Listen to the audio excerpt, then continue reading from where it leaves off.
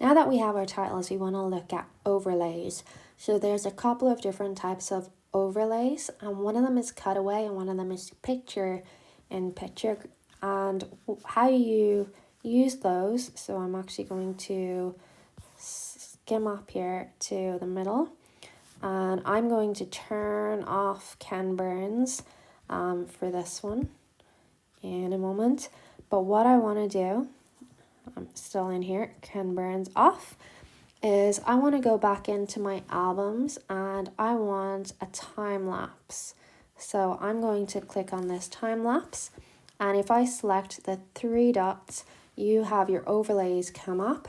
One of them is cutaway, one of them is picture in picture, and one of them is split screen. We'll look at green and blue screen later. So I'm going to go with cutaway.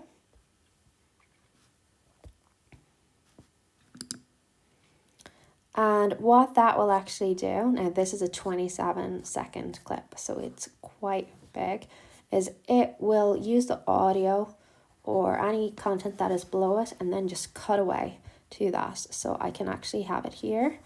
It doesn't really look like much for this particular one, but it will keep everything. So if you have someone talking and then you want a different visual above, you can cut away to it.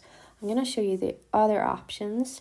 So I can change it to split screen if I want.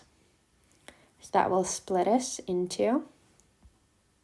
And then the third one is your